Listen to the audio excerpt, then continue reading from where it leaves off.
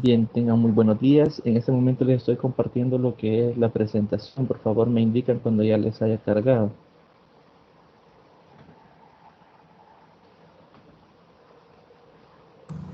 Ahorita ya aparece. Bien, gracias.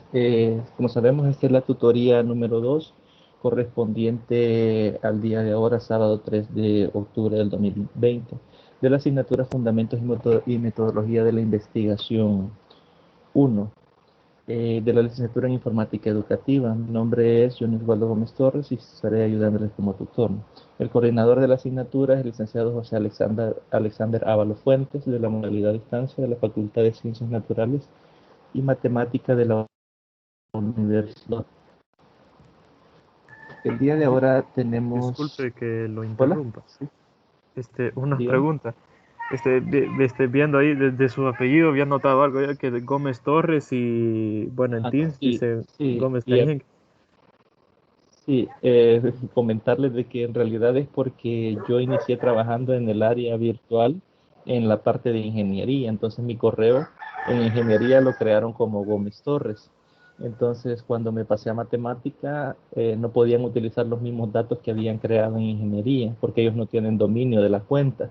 Entonces me crearon una nueva cuenta, pero no podían utilizar exactamente el mismo nombre, por eso modificaron el segundo apellido. En este caso, mi nombre es el que les pongo acá, no el que aparece en la cuenta de CIMAT.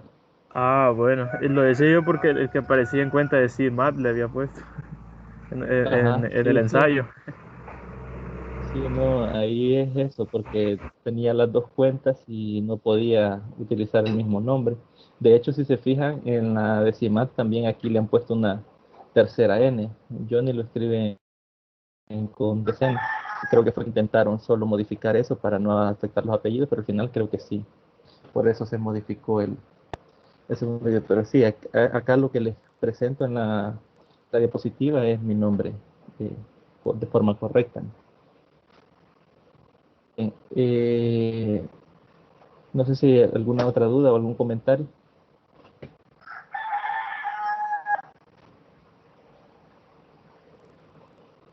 Bien, tenemos la agenda, ¿no? Salud y bienvenida. Esto creo que se me pasó, era de la tutoría 1, ¿no? Que era la revisión de las orientaciones académicas. Lo dejé acá para comentarles el hecho de la información que les mencionaba, de que a partir del 10 todas las actividades y tareas se estarían desfasando una semana.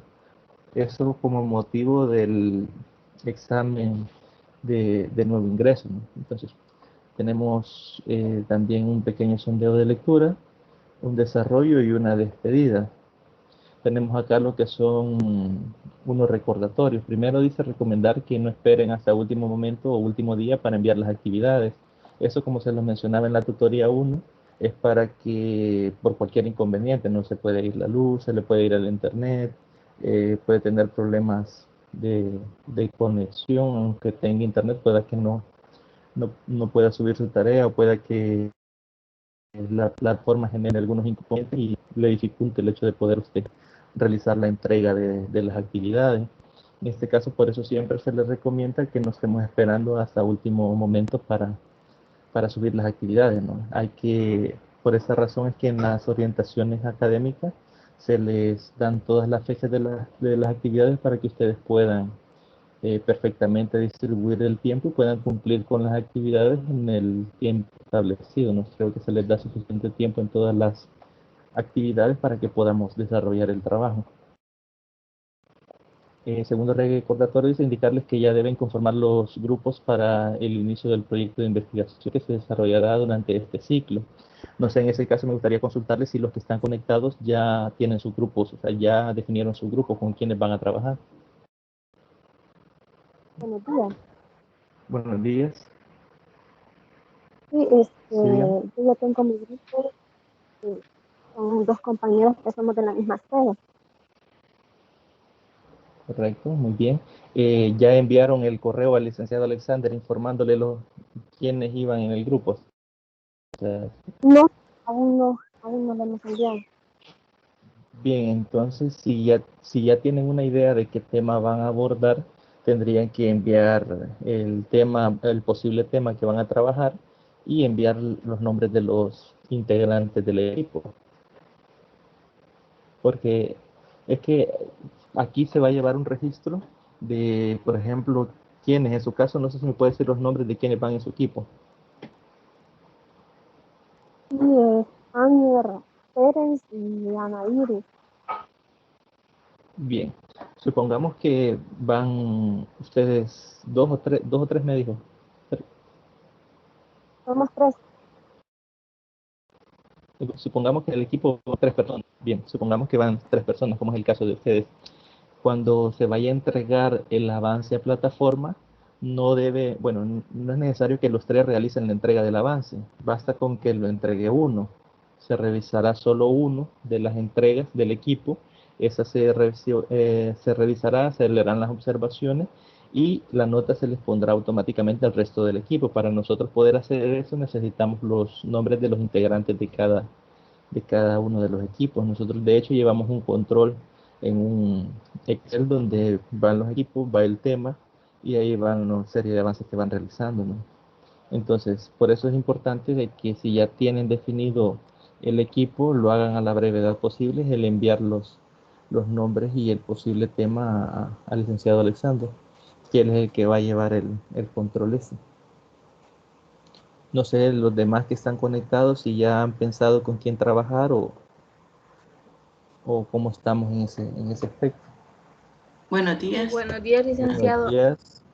Sí, sí. Sí. En mi caso, pues la verdad, quizá yo ando despistada, pero no he encontrado donde diga eso, de que tenemos que hacer equipos de trabajo. Sí vi el correo del licenciado de coordinación, pero no sé dónde estaba esa información para hacer los grupos de trabajo. Por eso, en mi caso, por eso no lo he hecho. En la tutoría 1 se dio la información de que en esta asignatura se va a llevar a cabo un proyecto de investigación. En este caso, son grupos de dos o tres personas máximo. Ah, bueno, entonces Se dieron sí, los ya lineamientos. voy a hacer el equipo para enviárselo al correo. A su correo Correcto. sería, ¿verdad? No, al correo del licenciado Alexander Ávalo, Bueno. que es el coordinador, él está llevando el Ah, registro. Entonces a él deben de enviarle vaya, los está nombres. bien. Como le mencionaba, esto es Vaya, para está llevar bien. un control y que solo un miembro del grupo envíe el trabajo, ¿no? Los avances del trabajo. No sé quién más iba a comentar. Yo, buenos días. Buenos días.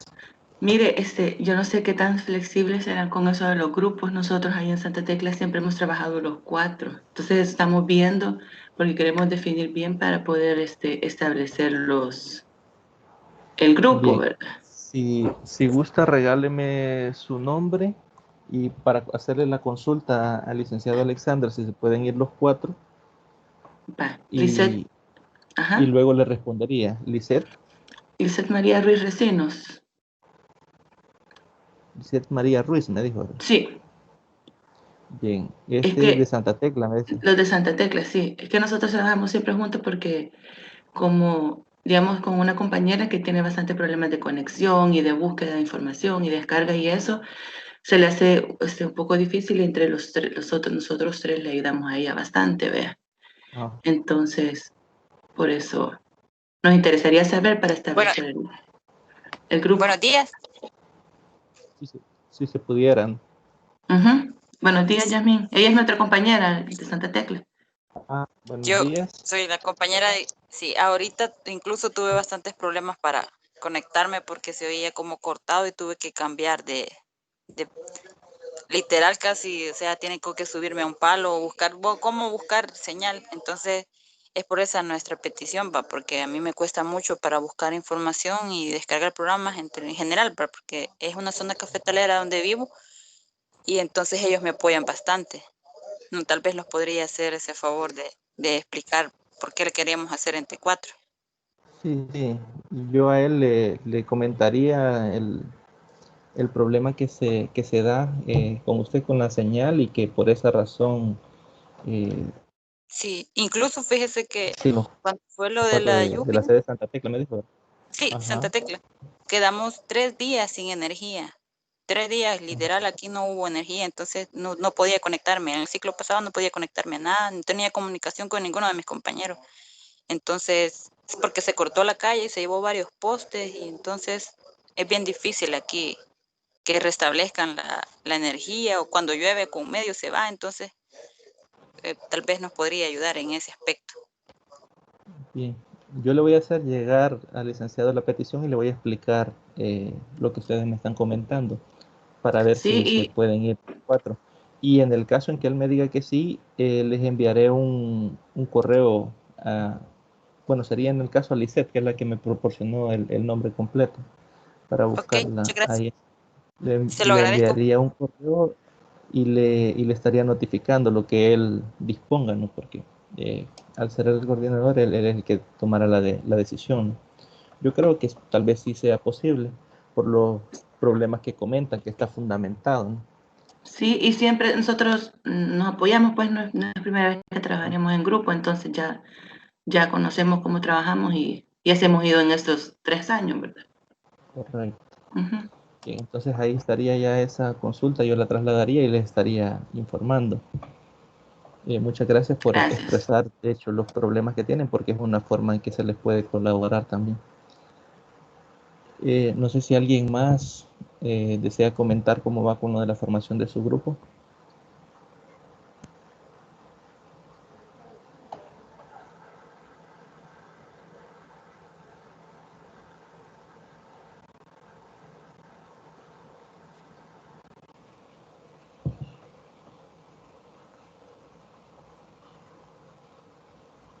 Bien, si se fijan acá, el tercer punto que teníamos era eso, informarle que si ya conformaron el grupo, el cual no debe ser mayor a 3 integrantes, que es lo que les mencionaba. En el caso que me plantean, voy a preguntarle yo a él si se puede en ese caso que sean 4, enviar un correo con los nombres y su número de carnet.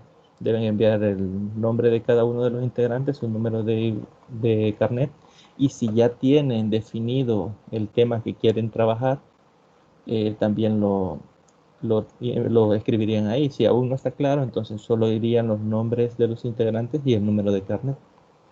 Mire, Hola. y la sugerencia para los temas, este, como para tener nosotros una idea de qué es lo que se necesita como investigar, porque dijeron de que iba a mandar una lista de posibles, ¿verdad? Ajá. O nos puede dar Sí, con algunas ideas para tener claro bien qué es lo que, más o menos, dónde sí. nos encaminamos en la investigación. Bien, de hecho, en esta asignatura, como se los mencionaba en la tutoría de repaso, tienen, digamos, campo abierto, en el sentido de que ustedes pueden investigar cualquier tema que a ustedes les llame la atención. ¿Por qué de esta forma? Porque lo que interesa es ver que apliquen todos los contenidos o conocimientos que se vayan adquiriendo, ¿no? Conforme va avanzando la asignatura. Eso de la sugerencia de temas sí creo que está pendiente, que aún no se ha enviado, pero lo ideal sería que se reúnan como equipo, ya sea en una videollamada, por medio de chat en WhatsApp, y que plantean cuáles son sus intereses.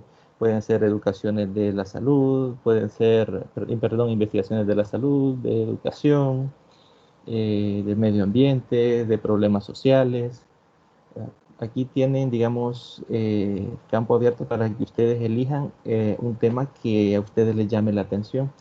Como les mencionaba en la tutoría de repaso, lo ideal es que sea de esa forma, que ustedes sean quienes generen su propio tema de investigación para efectos de que así elige un tema que a usted le guste, lo va a estudiar con mucho más gusto, va a realizar la revisión bibliográfica con mayor facilidad, porque es un tema que le interesa o les interesa como grupo de investigación, pero en este caso, para darles una idea, pueden ser temas desde el ámbito de la educación, por ejemplo, rendimiento académico, versus estilos de aprendizaje, las tecnologías como un recurso didáctico en la enseñanza puede ser de la matemática o de cualquier otra disciplina. Es decir, hay una infinidad de temas que se les pueden sugerir, pero lo ideal es que ustedes como grupo se reúnan y vean cuáles son sus intereses en particular. Por lo general, en estas asignaturas, ustedes ya llevan conocimiento de otras asignaturas. A veces en esas asignaturas han visto algunos temas puntuales que tal vez a usted le llamó la atención y puede investigar directamente sobre eso para profundizar más, ¿no? Porque de hecho algunos grupos, en mi experiencia en años anteriores, eso hacen, buscan temas que han visto de forma superficial y ellos lo relacionan con alguna variable que les llama la atención y eso es lo que realizan en su investigación. En este caso, no sé, en su caso, qué intereses pudiese tener o qué temas le llaman la atención a usted para poder ver si se le sugiere alguno específicamente. Ya entendí. Aquí el punto importante es cómo hacer la investigación y que para Correcto, poderlo hacer nosotros nos ahondemos en un tema que verdaderamente estemos interesados. correcto, Ajá, no importa el área, lo importante es hacer la investigación. correcto. Y Vale, que está sí bien. que le interese a usted y a su equipo, que le llame la Ah, atención porque a veces pasa, por ejemplo, cuando estudiamos en bachillerato, que por salir del compromiso nosotros ya nos dan un tema establecido y a veces lo estudiamos a la fuerza. No nos gusta el tema, pero como tenemos que hacerlo, se hace con esa cuestión de que es obligación. Y aquí la idea es que se haga de forma natural, es decir, que ustedes vayan ahondando en cosas que a ustedes les interesen y les llamen la atención directamente, para que así pues les sientan gusto a realizar el trabajo. No van a sentirlo como una carga, sino que van a ver reflejado lo que van aprendiendo en lo que están realizando. gracias. Bien, no sé si alguien más tiene algún comentario. Si no, pasamos directamente a lo que es la agenda a desarrollar el día de ahora.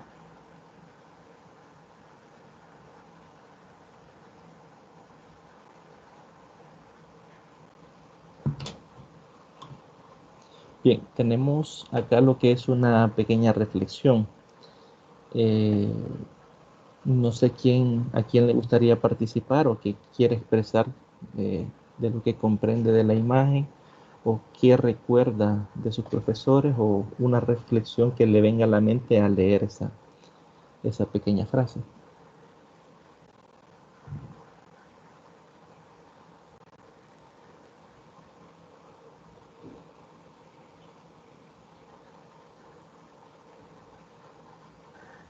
Pues sí, podría opinar algo ya. Dígame, sí, claro. Bueno, que ahí dice, ¿verdad? Sé el profe que siempre quisiste tener. Vaya, principalmente yo quisiera ser el profesor, digamos, poner un ejemplo, así como la profesora de informática que tuve desde primero hasta séptimo grado. Era una profesora excelente. Digamos, enseñaba Office y todo lo referido con la computadora, digamos, hacía temáticas, hacía juegos. Además de que siempre los últimos dos clases de antes de finalizar el año, decía ella, daba día libre, ¿va? Para que hiciera lo que uno quisiera, ¿va? Varios se conectaban a internet, estaba todavía el pinball en la Windows XP, nos poníamos a jugar y todo eso, sí, ¿va?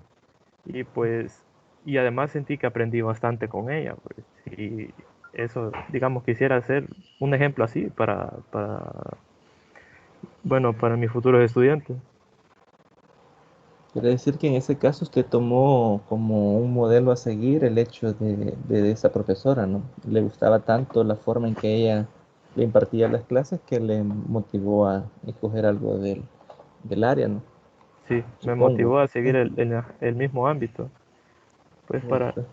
para seguir inculcándole a los estudiantes, digamos, el amor a la informática, pues del amor a la informática que ella me desarrolló a mí. Bien, muchas gracias por compartir su experiencia. No sé si alguien más.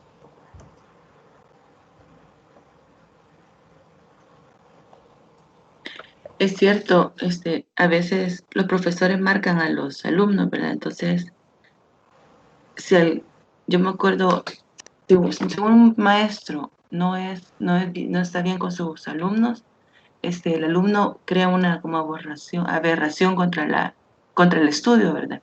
Entonces sí quisiera ser ese profesor que motiva a sus alumnos a estudiar y a crear ese amor por alguna materia o por leer, por buscar. Entonces sí, sí, eso es lo que pienso yo.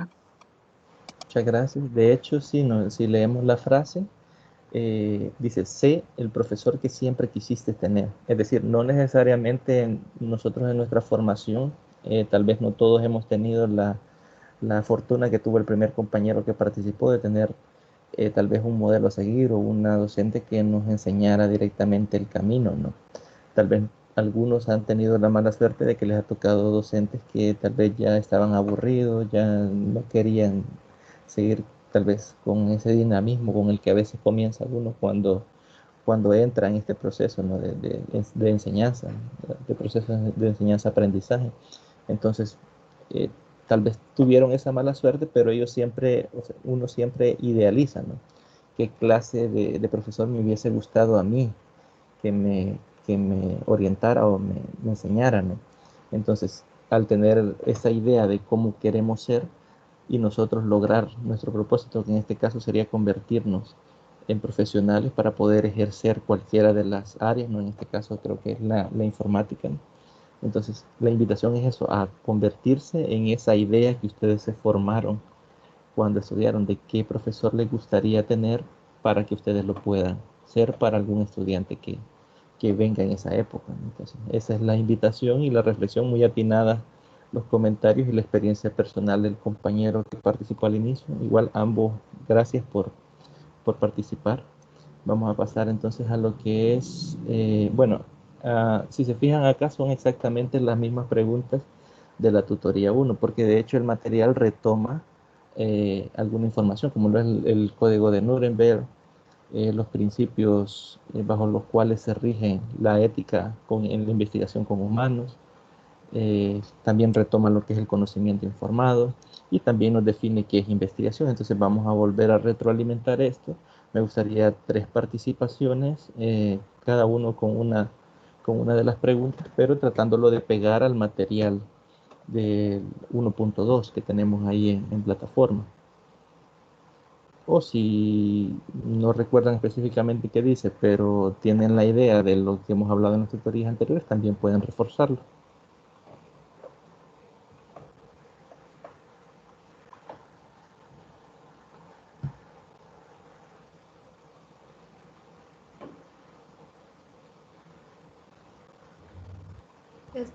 En mi caso, con respecto a la 2, ¿en qué consiste el consentimiento informado?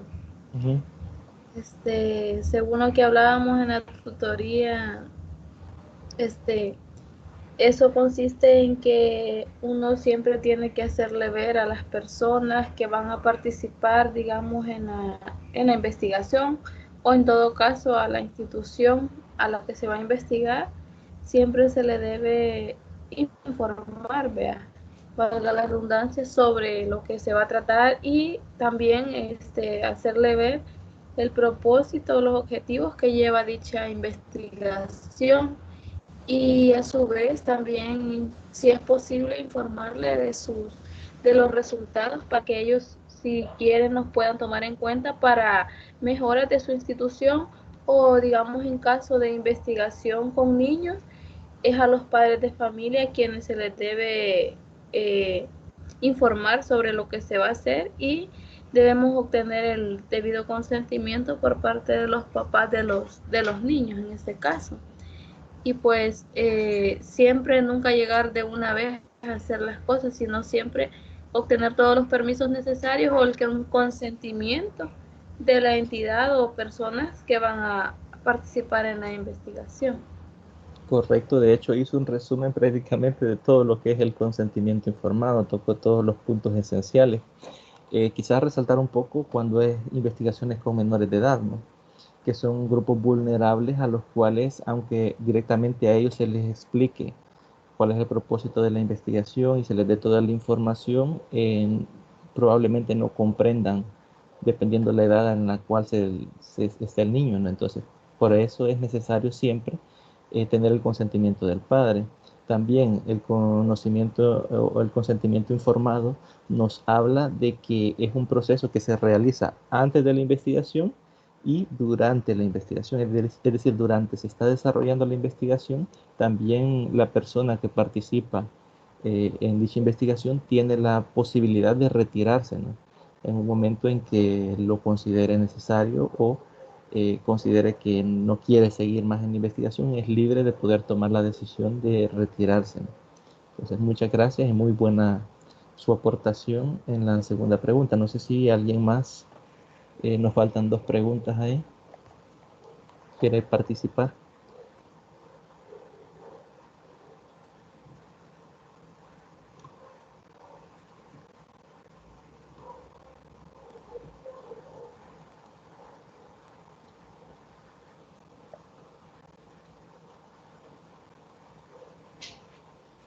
Nos falta todavía la primera que dice cuáles son los 3 principios fundamentales en la investigación con humanos y nos falta la última que es qué es investigación.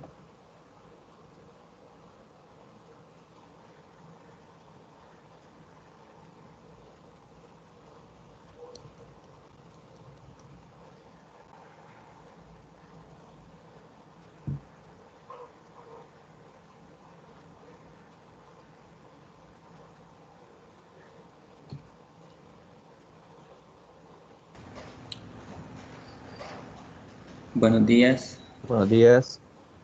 No sé, no recuerdo muy bien. No sé si la primera es cuando se trata sobre, primero más que nada, el respeto por las personas. Luego creo que no sé si es sobre la justicia y la otra no recuerdo muy bien. Sí, de Beneficencia, hecho, creo, algo así. No sé si son esos, o la estoy sí, confundiendo. sí, de hecho, el primero es el respeto por las personas. La otra sería, en el respeto por la persona entra también lo que es el consentimiento informado, es decir, informar a las personas que participan en la investigación sobre los propósitos y los objetivos de esta investigación, o todos los procesos que se realizarán entrarían en el primer punto, que sería el respeto a la persona. El segundo punto es la beneficencia, es decir, en qué va a beneficiar la nueva información que se pretende recabar, ¿no?, para la sociedad como tal, y verificar que sean mayores los beneficios que los riesgos, ya que se debe de disminuir el riesgo al mínimo, ¿no? Y el tercer punto sería la justicia, es decir, que todas las personas tengan la misma posibilidad de participar en la investigación y que también todas las personas se vean beneficiados con los resultados que de estas salgan. Entonces sí, eso sería lo que usted mencionaba con respecto a la primera pregunta. Entonces pasaríamos a lo que es la propuesta.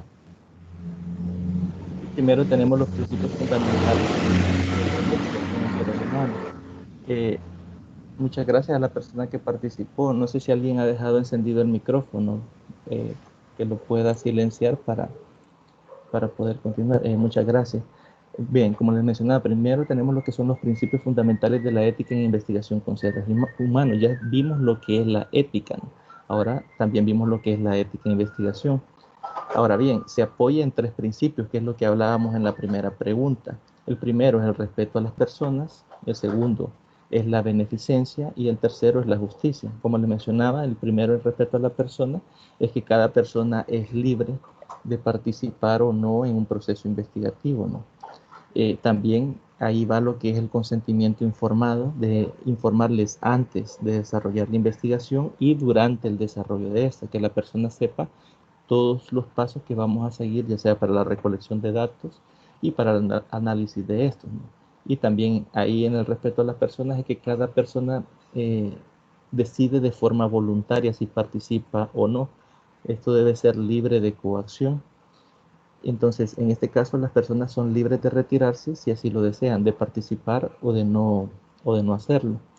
Cuando hablábamos de la beneficencia, hablábamos del hecho de no causar mal, es decir, que sean mayores los beneficios que los riesgos, ¿no? Es minimizar el riesgo al mínimo.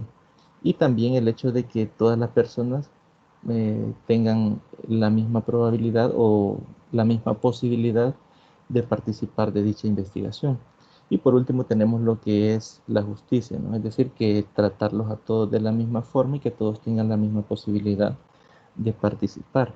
Vamos a revisar un poco más sobre estos principios y nos dice que aunque los principios son universales, es decir, al ser universales, son aplicables en todos los países sin importar lo que es la disponibilidad de recursos, eh, las leyes internas de los países, todos los reglamentos que estén previamente establecidos, es decir, al ser universales son aplicables en cualquier país sin fijarnos en las fronteras, ¿no? Es decir, se puede aplicar en todo el territorio mundial, ¿no? La disponibilidad de los recursos, dice, necesarios para garantizarla no es universal.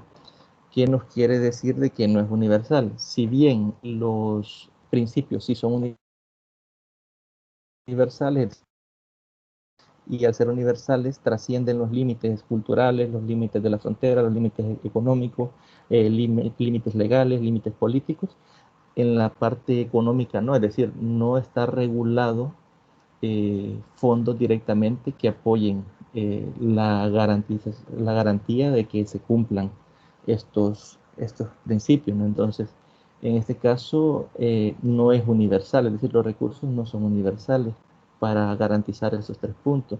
Y los procedimientos que se usan para asegurar que los estudios de investigación se hagan éticamente pueden no ser óptimos. Es decir, puede que en el país en el que usted desarrolle alguna investigación no se le dote de recursos y utilice recursos o fondos propios y no sean los óptimos para garantizar que se cumpla el respeto de la persona, la beneficencia y la justicia, ¿no? Por ejemplo, dice, no hay un principio universal sobre la manera de monitorear las pruebas clínicas. Es decir, no hay un principio que se aplique en todos los países por igual para monitorear lo que es la prueba clínica. De hecho, actualmente podemos observar con lo de la pandemia cómo la OMS ha estado generando o guiando los principios bajo los cuales se debe de desarrollar la vacuna.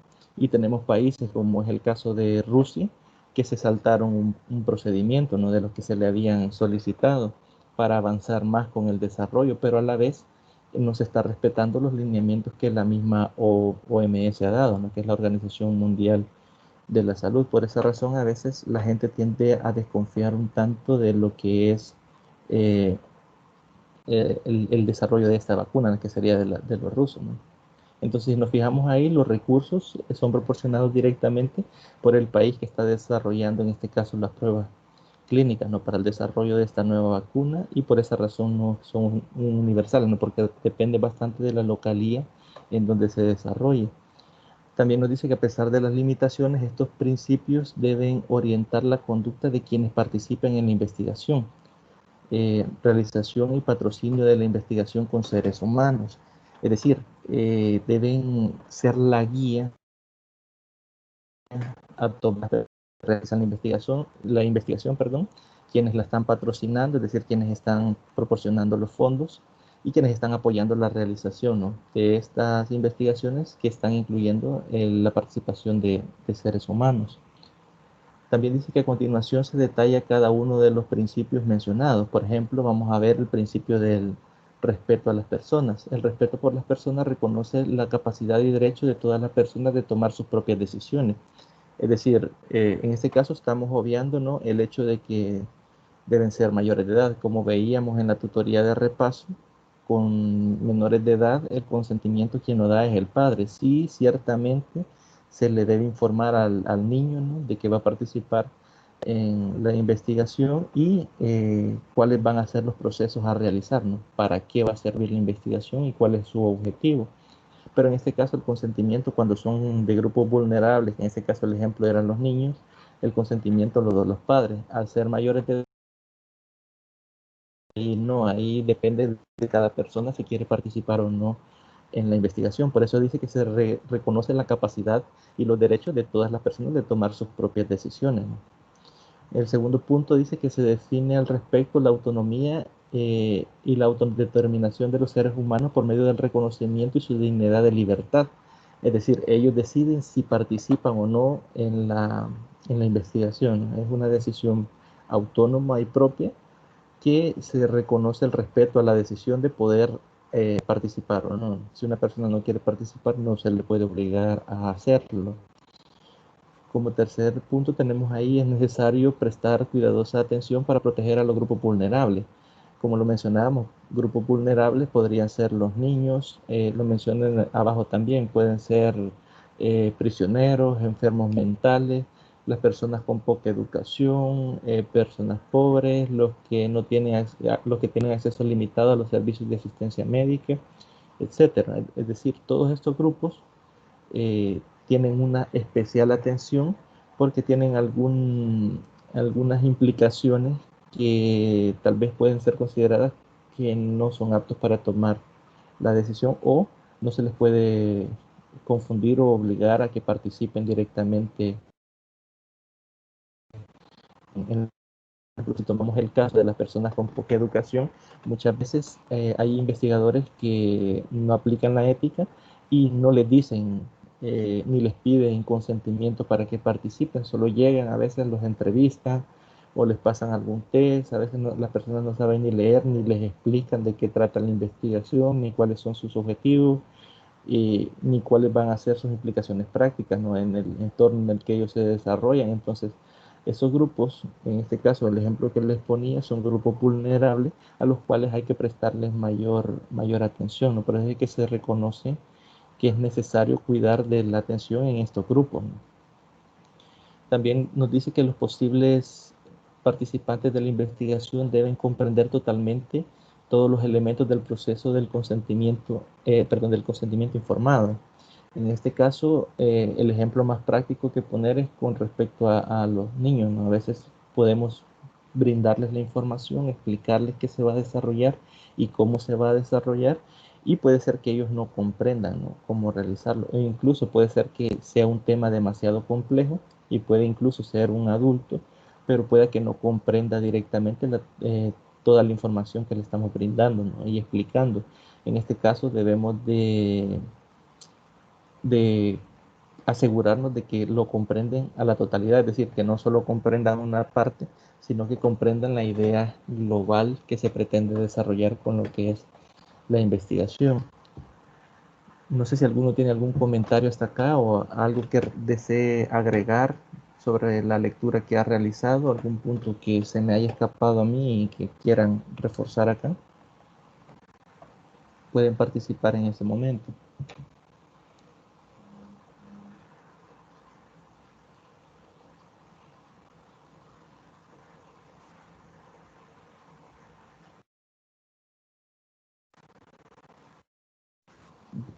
Pasamos entonces al segundo punto, que era el de beneficencia. Primero dice, la beneficencia hace que el investigador sea responsable del bienestar físico, mental y social del participante en lo que se refiere al estudio. Es decir, si usted desarrolla una investigación, usted es responsable de que las personas no sufran un daño físico, no sufran un daño mental y que no haya repercusiones sociales, es decir, no exponerlo, no vulnerarle su derecho a participar libremente, ¿no?, o a hacerlo ver mal ante la sociedad, ¿no? Entonces, es responsabilidad directa de la persona que realiza la investigación o la institución que la realiza. La beneficencia también reconoce como principios la no maleficencia, es decir, el no causar mal o no hacer maldad con las personas que están participando directamente en la investigación. También nos dice que los riesgos para una persona que participa en un estudio de investigación se deben comparar con el posible beneficio, es decir, comparar riesgos versus beneficios. En el caso en que los riesgos sean mayores que los beneficios, no se debe de realizar la investigación o no se debería de realizar. Si se diese el caso de que los beneficios sí son mayores que los riesgos, pero estos riesgos no son asumibles por las personas que participan en la investigación porque puede causar, como mencionábamos arriba, entonces no se debería de realizar, pero en este caso la decisión la tomaría directamente el investigador, pero tomando en cuenta que es responsabilidad directa de él, ¿no?, o de las institución que lleva a cabo lo que es la investigación. Proteger al participante es más importante que, primero, la búsqueda del conocimiento. Es decir, es más importante la salud, tanto física como mental, y no causarle daño social a la persona, que el riesgo perdón, o que la búsqueda del nuevo conocimiento o el nuevo conocimiento que se genere a raíz del desarrollo de esta investigación. El beneficio científico se obtendrá con la investigación, el beneficio científico que se obtendrá con la investigación. Nuevamente, si lo comparamos, es más importante la salud de la persona que directamente el beneficio que se desea obtener con la información, ¿no?, que se recabe de la investigación, y también con el interés, perdón, personal o profesional de la investigación. Es decir, yo no voy a sobreponer mis intereses sobre la salud o sobre el bienestar de los participantes en la investigación. Puede que a mí me interese, por ejemplo, vamos a poner un ejemplo un tanto no común, ¿no? El hecho de, imaginémonos que yo soy un médico y yo estoy investigando la cura o las posibles curas contra el SIDA, por ejemplo. Y yo vengo y desarrollo un fármaco que tenga bastante riesgo de mortalidad con las personas que lo consuman, pero yo crea o haya hecho pruebas que me den la posibilidad de pensar de que sí puede servir ese fármaco, o sea, puede ser positivo. Y entonces yo dejo de lado los riesgos. A mí lo que me interesa es, digamos, el beneficio de ser yo quien descubra la cura, y no le informo a los participantes en la investigación de esos riesgos, y únicamente les proporciono el medicamento y observo lo que sucede. Entonces ahí estoy dejando de lado lo que es el proteger al participante por los beneficios que yo quiero o por el interés personal que yo pueda tener para realizar esa investigación. En ese caso, eso no se debe de hacer. Debe de prevalecer siempre que es más importante proteger al participante en cuanto a su bienestar físico, mental y social, ¿no? Como lo mencionábamos, creo que sí, en el primer punto. Entonces, esos son las cosas sobre las cuales prevalece proteger a la persona que participa directamente del estudio. Como tercer punto tenemos lo que es la justicia. Aquí dice que la obligación del investigador es distribuir por igual los riesgos y los beneficios de la participación en el estudio de la investigación. Acá tenemos una pequeña imagen donde tenemos lo que es equidad y lo que es igualdad. Aparecen tres personas de diferente estatura, en las cuales a cada uno se le da una caja para que puedan ser más altos, ¿no? Entonces, en ese caso, eso sería el término igualdad. ¿Por qué? Porque a todos se les dio una caja. Ahora bien, el término equidad sería darle más cajas al que está más pequeño para que esté a la misma altura que el resto. Entonces, en este caso, para aplicar justicia, se debe aplicar lo que es el término de equidad sobre el tema de igualdad, aunque acá decimos igualdad en riesgos, pero en realidad debe de ser riesgos controlados sobre los beneficios que se pretenden alcanzar, es decir, que todos tengan la posibilidad, o dicho de una forma, que todos corran el mismo riesgo, y por la otra, que todos van a obtener el mismo beneficio al producto de la investigación. Entonces, debe distribuirse de forma equitativa entre todos los participantes de la investigación. También dice que el reclutamiento y la recolección de los participantes debe hacerse de manera equitativa. Aquí sí aparece el término equitativa, ya que hay que buscar personas que directamente tengan la misma posibilidad de participar en el estudio. Por ejemplo, imaginémonos que vamos a desarrollar un tema de educación y yo únicamente voy y utilizo muestreo en instituciones privadas, por ejemplo. Obviamente, las personas que se seleccionen de una institución, por ejemplo, elijo una universidad privada, van a tener la misma probabilidad porque la condicionante es que pertenezcan a una institución privada, ¿no?, de educación. En ese caso, quienes estarían quedando de fuera serían los estudiantes que están en instituciones públicas. En este caso no se estaría, si mi tema es en educación, no se estaría reclutando y seleccionando por igual o de forma equitativa a las personas que van a participar en la investigación. Porque en este caso lo ideal sería de que se tomen elementos del sector público y del sector privado.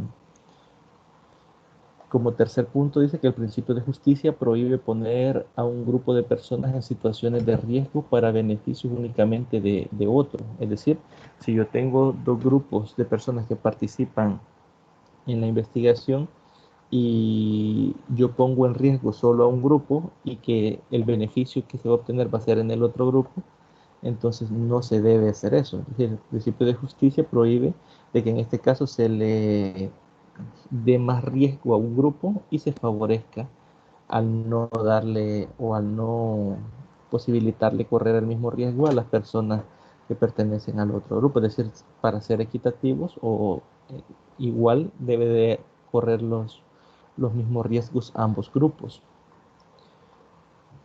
Por ejemplo, imaginémonos de que estamos investigando, por ejemplo, la eficiencia de algún fármaco, digamos que es para la gripe, por ejemplo, y yo me creo dos grupos, y a un grupo le suministro un nuevo medicamento y al otro grupo no les doy un placebo. Entonces ahí estoy poniendo en riesgo directamente solo a un grupo y se está beneficiando el otro grupo, ¿no? Entonces lo ideal sería que dentro del primer grupo se le den a algunos participantes el medicamento y dentro del otro grupo también se le dé a algunos participantes para que así el riesgo se distribuya en ambos grupos y el beneficio también se estará distribuyendo en ambos grupos.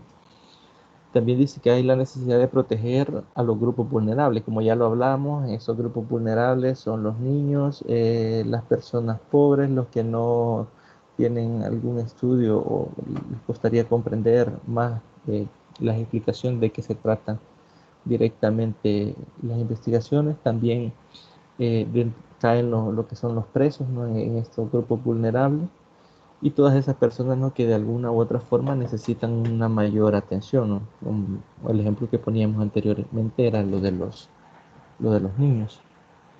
No sé si alguien quiere hacer algún comentario sobre lo que hemos desarrollado de los tres puntos que regulan las pautas de la ética en la investigación con humanos.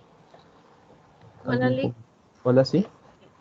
Respecto a las personas vulnerables, también yo creo que las personas con necesidades educativas especiales entrarían en personas vulnerables, ¿verdad? Por el hecho de que, aunque sean mayores o siempre parecen niños, pues casi siempre dependen de alguien que está a cargo de ellos. Entonces, en ese caso entrarían como personas vulnerables y siempre los padres de familia en todo caso serían los principales, ¿cómo se llama? Colaboradores o participantes de la investigación, ¿verdad?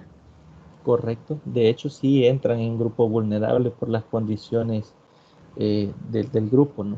Que en Ajá, realidad sí, necesitarían, correcto, sí. sí, que esas personas prácticamente son raras las que pueden, digamos, desarrollarse como de forma autónoma. Entonces, por lo mismo, ¿verdad? No se les pueden violar los derechos o no se les puede como forzar, ¿verdad? Todo lo que No, hemos hablado se aplica para todos, pero también para ellos como un grupo especial, digámoslo así, de personas vulnerables, ¿verdad? sí, es un grupo de interés en ese caso, porque al ser vulnerable hay que tener más presentes los principios, ¿no? De respeto por la persona, la beneficencia y la justicia, ¿no? Entonces, sí, muchas gracias por la participación. Pasamos a lo que es la evolución de la ética en la investigación. En la tutoría anterior hablábamos de lo que era el código de Nuremberg y cómo surgió el código de Nuremberg. Dice que en las últimas décadas se ha elaborado pautas, códigos y reglamentos para guiar la realización de investigaciones con seres humanos.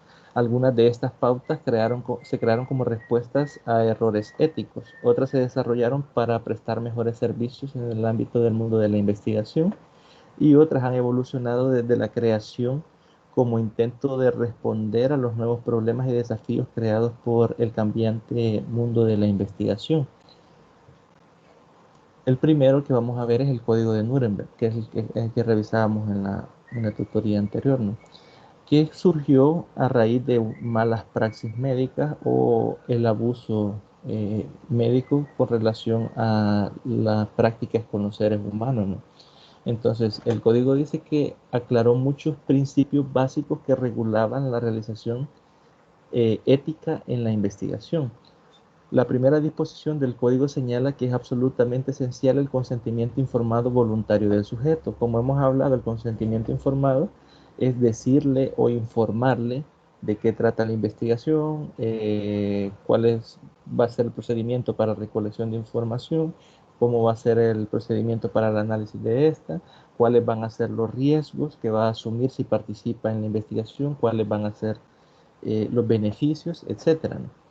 También dice que el código estipula otros detalles implícitos en este requisito, por ejemplo, la capacidad de dar el consentimiento, es decir, la persona, si es mayor de edad, puede decidir si participa o no directamente en la investigación, ¿no? Incluso si pertenece a grupos vulnerables, como los que mencionábamos anteriormente, eh, tiene que haber una persona que autorice la participación en la investigación, ¿no?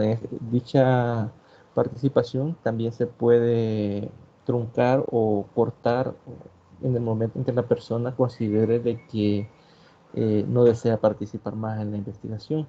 Tiene que ser libre de coacción, es decir, no debe estar obligado y debe ser de forma voluntaria, bajo el entendido de que ya se ha cumplido el primer punto, que sería que comprende eh, la información que se le ha dado en su totalidad y ha tomado la decisión de participar, y esa decisión es libre y autónoma, es decir, no está influenciada por ninguna persona exterior. Y como tercer punto dice la comprensión de los riesgos y beneficios implícitos. Dependiendo del tipo de investigación, esa investigación llevará unos riesgos implícitos y serían los beneficios el resultado que de esta investigación resulten.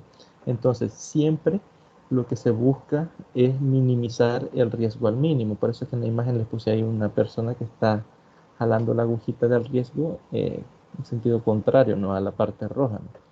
La reducción del riesgo y el daño mínimo es la proporción favorable del riesgo y beneficio, es decir, que todos los participantes corran exactamente el mismo riesgo y que todos obtengan el mismo beneficio que producto de la investigación resulten. La idoneidad de las calificaciones de los investigadores, es decir, en este caso sería el hecho de la forma en que se analizan los datos recogidos y que la persona que la realice sea la persona idónea, que pueda sacar las conclusiones de forma, digámoslo, correcta. Es decir, que si ponemos a alguien que desconoce del tema, que solo vea los cuadros o las gráficas y nos dé sus conclusiones, probablemente si desconoce todo lo que está previo a la investigación, no dé unas aportaciones válidas. En este caso, debe ser idónea la persona que realiza, en este caso, lo que es el análisis de los datos obtenidos. Lo apropiado del diseño de investigación, es decir, que el diseño o los pasos que se siguieron para obtener ese fruto, que es el resultado de la investigación, sean los adecuados bajo la normativa preestablecida, ¿no? Cuando hablamos de diseño de investigación, estamos detallando todos esos elementos que me van a llegar a poder dar solución a un problema, ya sea social o de otra índole, ¿no? Y también la libertad del participante para retirarse en cualquier momento, que esto lo recalcamos bastante porque puede ser que al inicio de la investigación la persona comprenda cuáles son los riesgos, cuáles son los beneficios, el objetivo de la investigación, por qué se va a realizar, cómo se va a realizar, pero que durante el desarrollo de la investigación considere de que se corren demasiados riesgos o que no quiere correr ningún riesgo y por eso decida dejar de participar en la investigación. En este caso estaría en todo su derecho y lo puede hacer en el momento en que lo estime conveniente. Tenemos también lo que es la Declaración de Helsinki. Reconociendo los efectos del Código de Nuremberg, la Asociación Médica Mundial creó la Declaración de Helsinki en 1964. El centro de la declaración está en el principio de que debe dar preferencia al bienestar del participante sobre los intereses de la ciencia y la sociedad. ¿Qué nos quiere decir esto directamente? Que sin alguna investigación se corren más riesgos que beneficios, entonces esa investigación no se debe de llevar a cabo. Por eso es que aparece ahí una personita balanceándose, ¿no?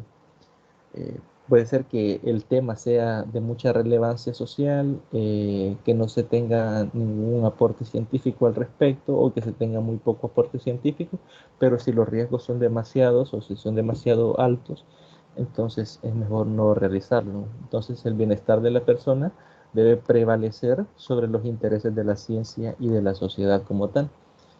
También dice que recomienda el uso de formularios de consentimiento informado por escrito, que es lo que hablábamos en la tutoría de repaso, si no me equivoco.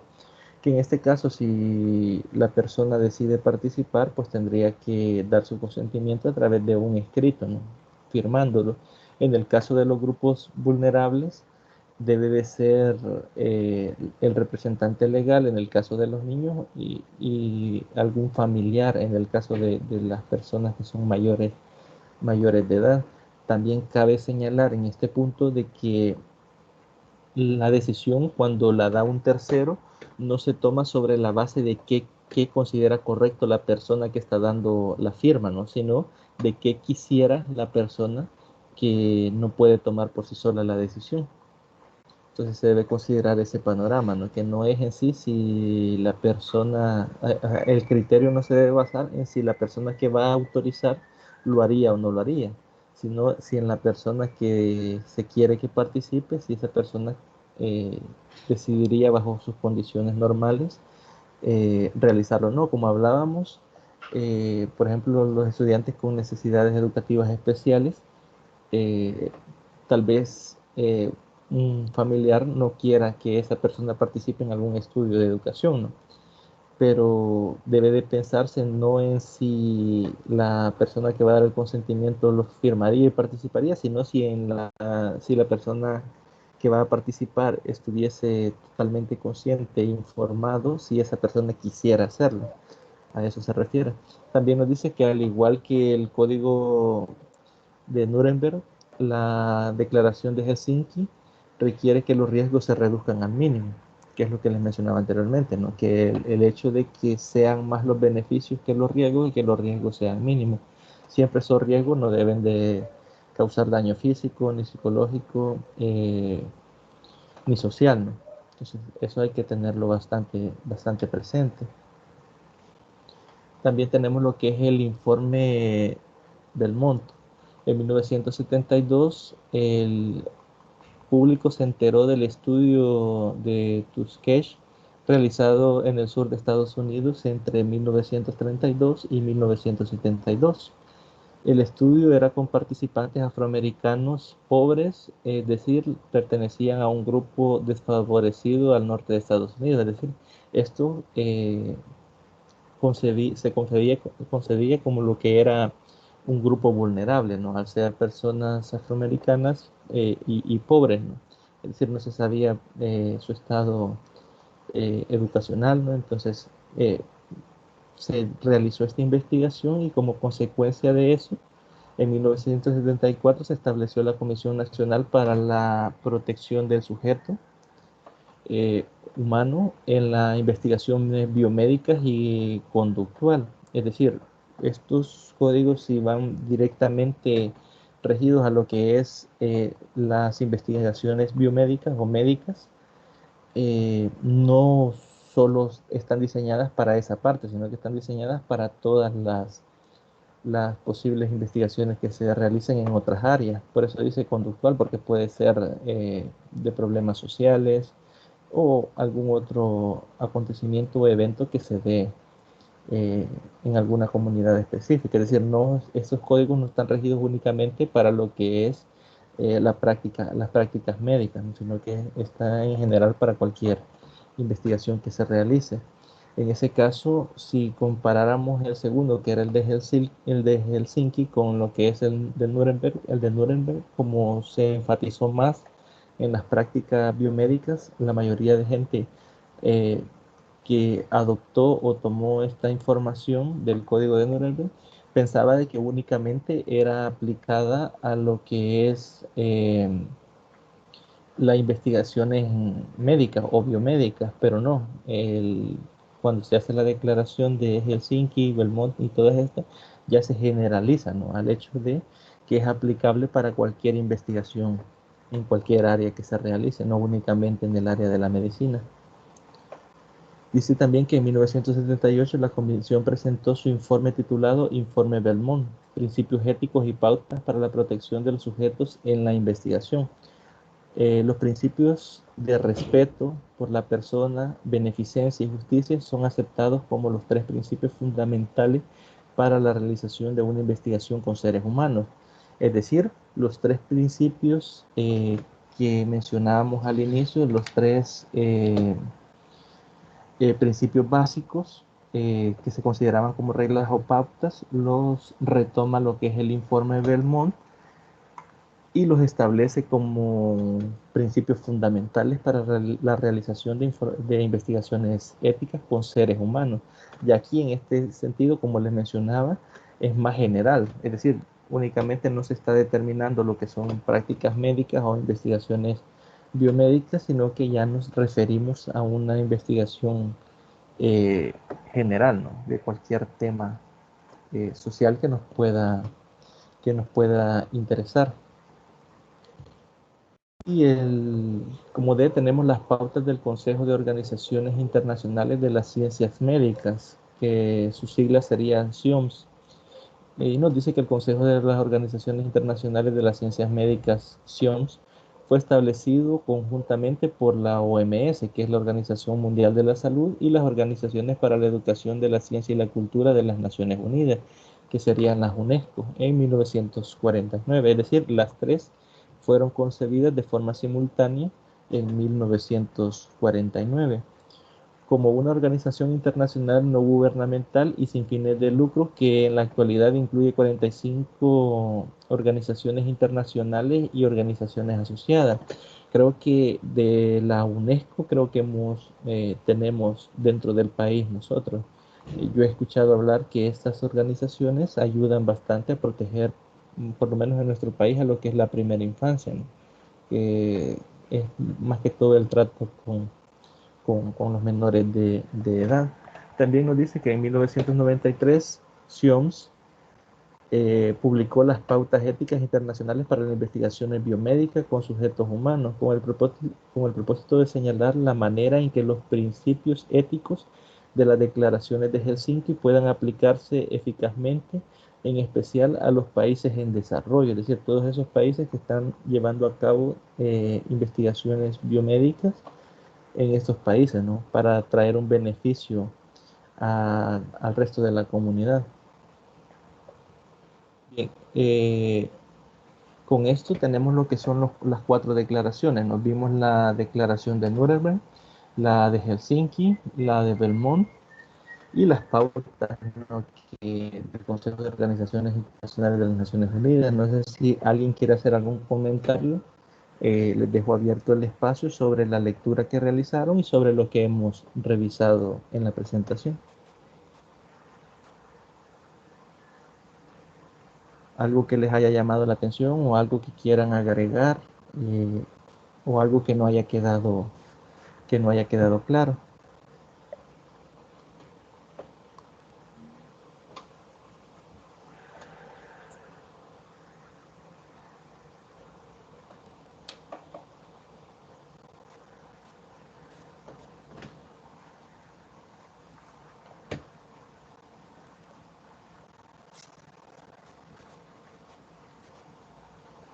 No sé si alguien Por quiere el comentar algo. momento, de mi parte, está claro, porque aunque es mucha teoría, está difícil de ir recordando muchas cosas, pero sí es como nada más leer y entender el porqué de algunas cosas.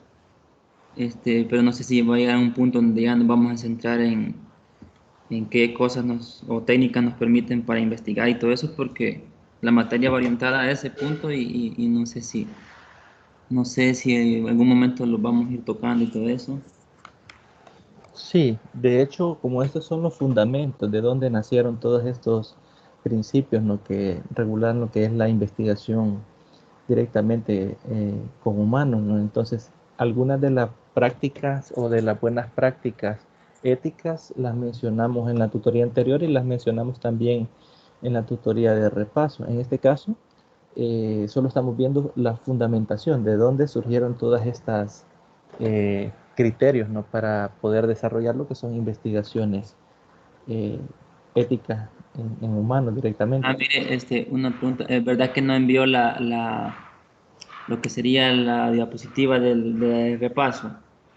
No, la diapositiva de repaso es la misma de la tutoría uno. Es que la tutoría uno no la terminamos, al final están las... Sí, ajá, yo vi nada más, yo entré algo tarde de esa tutoría y lo que vi al final no me recordaba haberlo visto, por eso pensé que eran dos. No, no, es una sola. Ahí al final encontrarán la... Es que en la tutoría uno no logramos abarcar todo el contenido, entonces la parte que nos sobró fue la que revisamos en la tutoría de repaso. Ah, Es esa ahí. duda tenía nada más. Entonces. Sí, sí. Bien. Entonces, aquí dice, se plantearon siempre hablando de lo que es las pautas del Consejo de Organizaciones Internacionales de las Ciencias Médicas, CIOMS. Se pautaron 15 pautas que están basadas en los tres principios éticos, ¿no? Que hablábamos: el respeto a la persona, la justicia y la no maleficencia o la beneficencia directamente, ¿no? Entonces, aquí tenemos 5 de ellos que se rigen acá. Dice consentimiento informado, que creo que este ya lo tenemos bastante repetido, ¿no? Que sería el hecho de informar antes de la investigación y durante de la investigación todos esos procedimientos que se van a realizar, ¿no? ¿Cuál es el objetivo? ¿Para qué nos va a servir dicha investigación? ¿Y cuáles van a ser esos beneficios, ¿no? También dice que la investigación en países en desarrollo, es decir, estas pautas son para directamente los países que están aplicando directamente investigaciones biomédicas o investigaciones con seres humanos. También la protección de poblaciones vulnerables, como lo hablábamos anteriormente, ¿no? Que pueden ser los menores de edad, pueden ser las personas con algún padecimiento, pueden ser también los presos, etcétera, ¿no? Los grupos que mencionamos al inicio. También dice la distribución de cargas y beneficios. En este caso serían de riesgos y beneficios que sean de forma equitativa, ¿no? Para todas las personas que participan en la investigación, que no hay que privilegiar grupos sobre otros grupos, ¿no? Que es lo que veíamos anteriormente. Y el papel de los comités de ética, es decir, qué papel van a jugar esos comités formados de ética, quiénes los van a conformar, cuáles van a ser sus reglas para accionar, etcétera, ¿no? También se incluyen las obligaciones del patrocinio, del investigador y del país anfitrión. En este caso serían las personas que están financiando la investigación, la persona que lleva a cabo la investigación y el país como tal, ¿no? Que está, en el cual se está desarrollando ese trabajo. Y luego pasamos a lo que es la investigación como tal, que creo que será la tercera pregunta del sondeo de lectura, ¿no? La regla común define la investigación como un proceso sistemático. Si nos vamos a definir lo que es sistemático, nos dice que es la metodología organizada y estructurada formalmente para obtener nuevos conocimientos. Es decir, es como el camino a seguir, ¿no? Durante la investigación para obtener la información que venga a enriquecer a la sociedad o a solventar alguna necesidad o a resolver algún problema. Por eso aparecen ahí una huellita, ¿no? Porque es como el camino a seguir, ¿no? Con el desarrollo se prueba y evaluación diseñada para desarrollar o contribuir al conocimiento generalizable.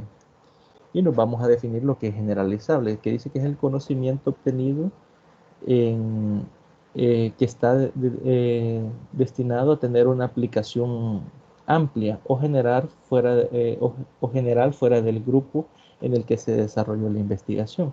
Es decir, cuando hablamos de generalizable, es decir, que si yo desarrollo una investigación, por ejemplo, si nos enfocamos en lo que vivimos con lo de la pandemia, y yo digo, voy a ver los síntomas y cuáles son las condicionantes para que estas personas se contagien, y lo hago en un pequeño grupo, yo voy a asumir que esas mismas condiciones se deben de cumplir en los otros grupos, que es lo que ha estado haciendo la Organización Mundial de la Salud, ¿no?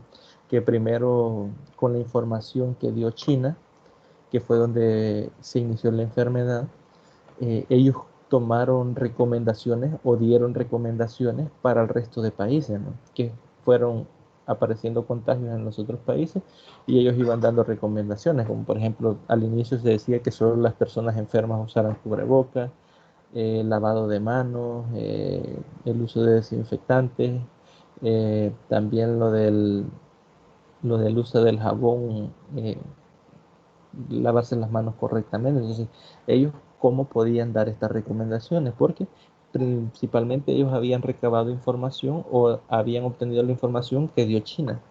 Entonces, ellos generalizaron todas estas eh, pautas de prevención sobre la enfermedad a nivel mundial antes incluso de que se conocieran los casos. Por ejemplo, en nuestro país, antes de tener un caso confirmado, es decir, antes de ver el primer caso confirmado, ya se sabía que era una enfermedad altamente contagiosa, ya se sabía que la única forma de protegernos es el distanciamiento social, es decir, guardar 2 metros de distancia porque el virus es pesado y cae al suelo, ¿no?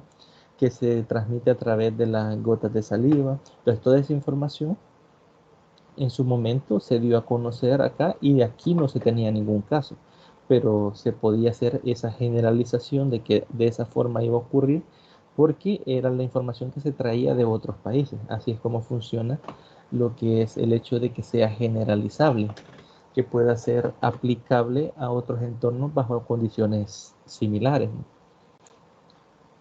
Ahora bien, una vez teniendo claro qué es la investigación, vamos a quiénes son los participantes de la investigación.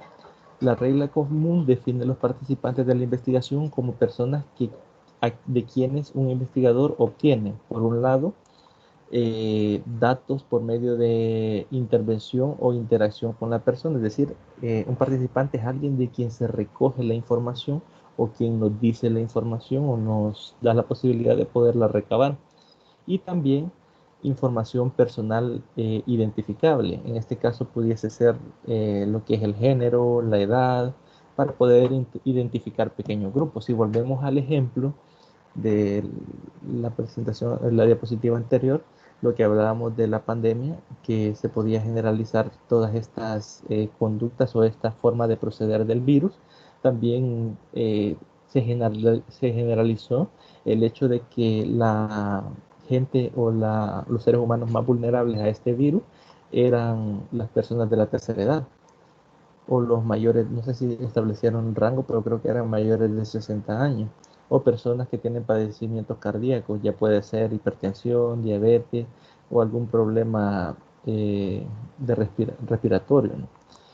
Que es básicamente lo que ataca el virus. Entonces, si se fijan ahí, tal vez no se tienen los nombres de las personas que fallecieron, por ejemplo, en China de la tercera edad con este virus, pero sí se sabe que afectaba mayormente a las personas que están de X edad hacia arriba. Es decir, en el caso de la información personal que se tenía era identificar si son hombres o mujeres, si tienen padecimientos cardíacos, si tienen diabetes o todas estas enfermedades. Son datos personales de cada uno de los individuos que participaron en esa recolección de datos. Aún nosotros no tenemos acceso al nombre, pero sí al género, a la edad y a todos estos datos que identifican directamente a un grupo de personas vulnerables. Entonces, a eso se refiere cuando dice que información personal identificable. No quiere decir de que les vamos a solicitar el nombre. De hecho, entre las buenas prácticas éticas está de que debe ser confidencial, ¿no? No debe llevar nombre de la persona que está brindando la información. Entonces, pasamos a definir lo que son 3 conceptos. Primero intervención, después interacción y luego información privada. Primero dice que intervención se refiere no solo a los procedimientos físicos, sino también a la manipulación del ambiente del participante para la producción de la investigación. Es decir, no solo se refiere a los procedimientos que se realicen con la persona que está participando, sino si se manipula algún elemento del ambiente que produzca algún daño en el participante. Creo que en este caso un ejemplo de eso puede ser si estuviésemos estudiando las consecuencias de la hipotermia, ¿no? Entonces tal vez no es solo cómo vamos a proceder, sino en este caso no sería una investigación ética, ¿no? Porque no debería de causarle daño al participante, pero para que veamos este punto de la manipulación del ambiente, yo puedo ponerlo en ambientes extremadamente fríos y ahí no estoy realizando una manipulación directamente física con la persona, sino que estoy haciendo una manipulación del ambiente que le va a proporcionar algo a la persona, dependiendo qué reacción tenga la persona con esta manipulación del ambiente, ¿no? Es un ejemplo un poco burdo, pero nos da a entender de qué se entiende por, valga la redundancia, por intervención. También tenemos lo que es la interacción. Se refiere a la comunicación o contacto interpersonal entre el investigador y el participante. En este caso sí hay una comunicación. Puede ser a través de una entrevista, puede ser una conversación, puede ser pasarle una encuesta, pero sí debe existir, para hablar de una interacción, sí debe existir ese contacto entre el paciente o la persona que está participando en la investigación y la persona que la está realizando, ¿no? Y también tenemos lo que es la información.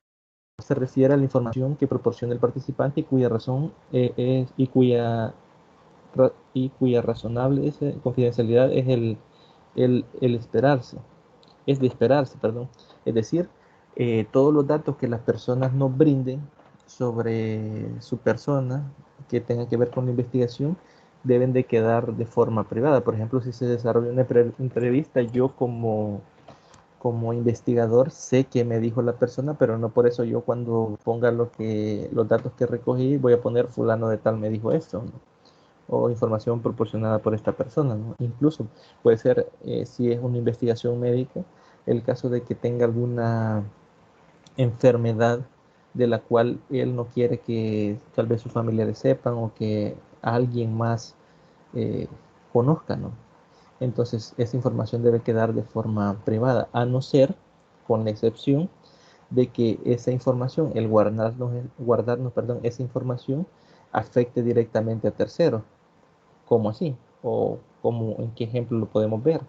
Imaginemos de que en la investigación es sobre las enfermedades de transmisión sexual y nosotros venimos, tal vez algún médico le realice exámenes y se determina que una persona sí tiene la enfermedad, por ejemplo, el, el, el síndrome de inmunodeficiencia adquirida, que es el SIDA, ¿no? Imaginémonos que una enfermedad lo tiene, pero que esa persona no quiere que se divulgue la información. En ese caso, está en todo su derecho de negarse a que la información salga a la luz, pero al afectar a terceras personas, puede ser a otras personas que tengan contacto con él o que estén en alguna relación con esa persona, esas personas, si no se les brinda esa información, corren el riesgo de también contagiarse. En ese caso, sí se puede vulnerar lo que es la privacidad eh, de la persona al no querer que se dé a conocer la información, pero si afecta directamente a una tercera persona, entonces ahí sí no es necesario o se puede vulnerar lo que es la de la información privada. En el caso en que la información no afecte a terceras personas, en ese caso sí se debe de quedar de forma confidencial. Bajo ningún caso puede darse a conocer la información a luz pública, ¿no? Directamente con quien dijo que no. Creo que en la tutoría 1 les hablaba de un trabajo que hice yo cuando estaba estudiando la maestría, en la que los dos entrevistábamos a docentes y los docentes no querían, eh, por decirlo así, hablar mal de la institución donde laboraban por miedo a represalias, ¿no? Muchos a veces hacían comentarios, pero ya a la hora de pasarles el test, maravilloso, ¿no? Al principio se quejaban de todo y ya cuando se les preguntaba, pues todo estaba perfecto. En ese caso, ellos pensaban de que nosotros podríamos vulnerar lo que es su, su derecho a la confidencialidad y correr el riesgo, ¿no?, con la institución como tal, pero en ese caso nosotros borrábamos toda evidencia, ¿no?, que de hecho entre las buenas prácticas, ahí hablábamos de que hay que eliminar toda esta información luego de que ya no nos es de utilidad. Una vez que nosotros concluimos nuestro estudio, toda esa información, ya sean encuestas, ya sean entrevistas que se hayan hecho, anotaciones o algo, esa información debe de ser eliminada, ¿no? ¿Por qué? Porque así estamos cuidando lo que es la confidencialidad con la persona que brindó esa información. No debemos de ir y tirarla al basurero porque alguien más puede encontrar esa página y si conoce a la persona, pues entonces ahí se divulga toda la información, ahí se vulnera la confidencialidad. En ese caso hay que deshacernos de esa información de tal forma que sea imposible que sea recuperada, ¿no? Una de las compañeras en la tutoría de repaso mencionaba de que una buena práctica puede ser quemar esa información, ¿no? Y de hecho una práctica bastante buena. Luego tenemos qué es el consentimiento informado, que eso es lo que hemos estado revisando más a profundidad. En esencial, se obtiene el consentimiento informado de los participantes antes de iniciar un estudio de investigación con seres humanos. Y ahí aparece una pequeña firma, ¿no? Es decir, es necesario que se haga a través de un documento y que firmen las condiciones bajo las cuales van a participar en la investigación. Nuevamente, resaltar de que con los grupos vulnerables debe de ser, si son niños, los padres de familia o los representantes legales, y si son personas mayores pero que no pueden tomar sus propias decisiones o que tengan alguna condición que no les permita decidir por sí solos si es bueno o no participar en la investigación, tiene que haber una persona que dé la firma, ¿no? Dice que las pautas éticas internacionales de la OMS definen el conocimiento informado como el consentimiento de una persona competente que, primer punto, ha recibido información necesaria. Es decir, le hemos explicado para qué va a servir la investigación, cuáles son los objetivos, cuál va a ser el procedimiento que se va a realizar, y esa persona, luego de recibir esa información, es capaz de tomar la decisión. Obviamente, el segundo punto va asociado al primero, que dice que ha entendido adecuadamente la información. Es decir, no basta con que nosotros le expliquemos toda la información esa que hemos hablado de la investigación, sino que entender esa información para poder tomar una decisión. Por eso dice que después de considerada la información, tomado una decisión libre de coacción, es decir, no está siendo obligado ni coaccionado bajo ninguna circunstancia. Tampoco también debe estar libre de intimidación, no debe de haberse eh, eh, sentirse obligado a tomar esa decisión de participar o no, o libre de la influencia o incentivo excesivo. En este caso, cuando hablamos de incentivo excesivo, puede ser de que el riesgo sea bastante grande y que a usted le ofrezca mucho dinero para participar y que también su vida corra peligro, ¿no? Entonces, tal vez parte económica está siendo de un cierto modo ocasionado para participar, ¿no? En este caso, por eso debe ser libre de influencia o incentivo excesivo. En este caso, hay investigaciones que sí pautan retribuciones, ¿no? Por ejemplo, en el caso de cuando se desarrollan fármacos nuevos, por ejemplo, ahí a veces se establece si la persona sufre, por ejemplo, pérdida del olfato, por decir algo con el medicamento, entonces se le dará esta cantidad de dinero. Si nos quedamos, ese es un riesgo alto, pero se está pactando cuál va a ser la solución si esa persona resulta directamente con la investigación. Y también tenemos lo que es el conocimiento informado como un proceso. Dice que el consentimiento informado expresa el principio ético fundamental de respeto y de su autonomía y derechos y capacidad para tomar decisiones. Es decir, una vez que se les ha explicado, una vez que ellos entienden toda la información que les ha dado y se toma una decisión, esa decisión deberá respetarse, tanto si desea participar como si no lo desea. En este caso, por eso se reconoce el derecho que es una decisión autónoma, que es un derecho que la persona tiene como tal a decidir si participa o no. y que puede tomar sus propias decisiones, ¿no? Siempre con la debida información que se le ha sido proporcionada. También dice que es un proceso de comunicación entre el investigador y el participante que comienza antes de que se inicie la investigación y que continúa durante el estudio, que es lo que hemos venido hablando, ¿no? Se les informa antes, se les da el conocimiento antes, ¿no? También se les sigue informando durante se desarrolla la investigación. Hola, Yo no sé tengo si... una pregunta. Dígame.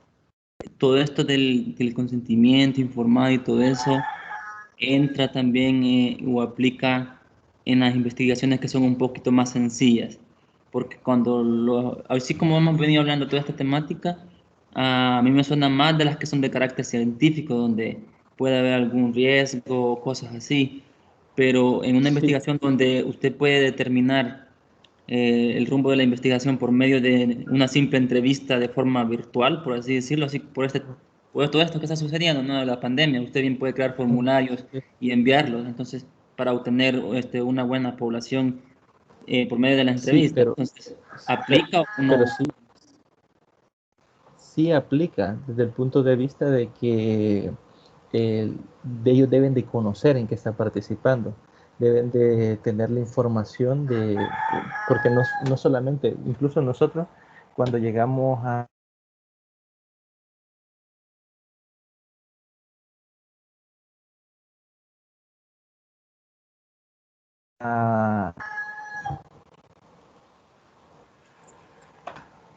hola, creo que perdí la conexión, no sé si me escuchan. Sí, ahorita sí ya se le escucha otra vez. Bien, les mencionaba, les voy a compartir nuevamente porque creo que se me canceló la... Bien, con respecto a su pregunta, le mencionaba el hecho de que cuando llegamos a recolectar los datos, tal vez no les explicamos cuál es el propósito de la investigación, cuáles son los objetivos o cómo se va a desarrollar la investigación, cómo se van a analizar los datos, qué se va a hacer con esos datos recolectados, pero sí se les explica una pequeña base del para qué se van a utilizar, ¿no?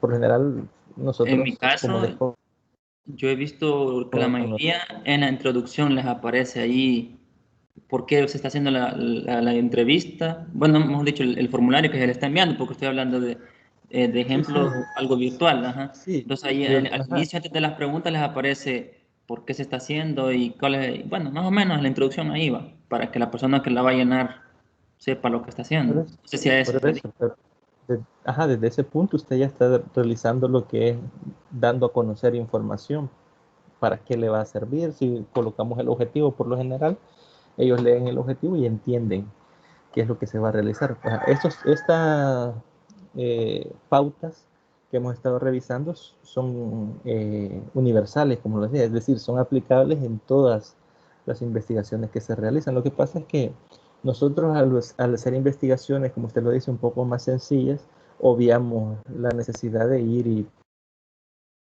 pedir que informar alguna injerencia.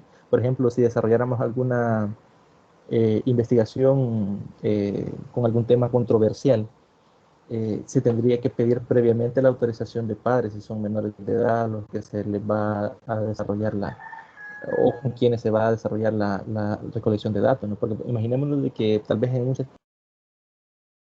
grado, información sobre, no sé, o tal vez séptimo, octavo grado, embarazo en adolescentes, por ejemplo. Tal vez al padre de familia le molestaría que usted vaya y le pregunte sobre ese tema en cuestión. Entonces, siempre el conocimiento informado en ese caso debe tenerse en cuenta, más no sería algo obligatorio a realizar, porque eso ya depende, como lo hablábamos, de los países como tal, es decir, los recursos que se asignan, tal vez nosotros no tenemos los recursos para ir y buscar uno por uno a todas las personas que vamos a encuestar y irles a pedir que nos firmen una hoja de conocimiento informado, es prácticamente imposible, pero sí son normas que debemos de considerar, En mi porque caso, depende bastante. Ajá, yo hice una investigación en primer año que era sobre el impacto de la pizarra electrónica en el aula. Entonces, ajá, en la escuela donde yo trabajo, solo pedí permiso para hacer la observación porque lo hice por ese método. Entonces, cómo los alumnos se comportaban, si les beneficiaba más trabajar con una pizarra normal en el área de informática, ¿va? Cómo uno los va dirigiendo, o si Ajá. causaba de verdad un impacto en la ¿Acaso pizarra usted digital, si en era la algo escuela? así entretenido y toda la cosa, ¿va? Entonces, Ah, pero solo el consentimiento fue por parte de la dirección, pero como no utilicé, digamos así, técnicas alumnos, sí, invasivas. ajá, Ujú. pero Sí, no, no, no, ¿cómo le explico? No fue directo así que tomé a un alumno y le iba a preguntar cosas, sino ajá. que fue como observación y demostrar nada más cómo se sentían mejor los alumnos y todo eso, sí, con la pizarra. Vale, usted dice que el permiso lo pidió directamente a dirección, pero a los estudiantes se les informó previo a realizar la observación, o solo llegó y entró y observó. Pues como eran mis alumnos, solo observé, mejor dicho, y Pero les ahí hice como ya, una prueba. ajá, pero ahí ya entra un punto o sea, ya usted tenía la confianza para Ajá. llegar y poder hacerlo de esa forma, pero imaginémonos que es un grupo neutral al que usted nunca ha tratado, no conoce los participantes y va a llegar directamente a recolectar los datos. En este caso sí debe de informarse previo Ah, a o sea, pero es que la cuestión es esa, no sé si recuerdan el ejemplo que les puse de lo de SMATE, de cómo observaban el rendimiento de los estudiantes. Llegaban, o sea, sí pedían permiso, ellos no informaban nada, solo pedían permiso, primero les daban una clase, después les pasaban un pequeño test y seleccionaban 3 estudiantes de cada grado. Y a la par de esos 3 estudiantes estaba alguien parado, literalmente viéndole la papeleta a ver qué hacía en el examen y haciendo anotaciones. En ese caso, habían estudiantes que se sentían intimidados por la persona que tenían al lado y no trabajaban. Ahí ellos estaban directamente haciendo una práctica no ética por el hecho de estar interfiriendo en los datos. La observación era demasiado invasiva y no se ponían a pensar que eran con niños de tercer grado que lo estaban realizando, porque tal vez ajá, alguien ya de bachillerato o de universidad, pues alguien se para a la par, uno desarrolla normalmente ajá, su examen. lo que yo hice fue algo bien sencillo, solo consistía en tener dos grupos, por ejemplo, 2 grados, sección A y sección B del mismo grado, por ejemplo, creo que fue quinto grado, si no me recuerdo. Entonces la idea era llevarlos al cómputo y a un grupo, al quinto A, se le leyó un cuento, así nada más, con el puro librito, se le leyó el cuento y se les hicieron preguntas sobre el cuento y respondieron y toda la cosa. Y la imaginación fue la parte de ellos ahí, porque como solo estaban escuchando, ¿va? Y ya el grupo B, el quinto B, sí, el cuento ya fue, digamos, así visual, pues, en la pizarra digital, pues ahí aparecían las imágenes y todo del cuento, la narración, o sea, tenían como más material visual los alumnos del quinto B, entonces al final ellos fueron como el grupo más emocionado, o sea que sí impacta la pizarra, pues eso fue lo que yo comprobé, Sí, ¿verdad? ahí Porque los alumnos se lo que usted hizo ahí emocionaban más y todo eso. lo que usted hizo ahí fue un diseño experimental, porque tomó 2 grupos, realizó la misma acción, solo que en unos utilizó unos recursos y en otro y vio el impacto que tuvo el recurso.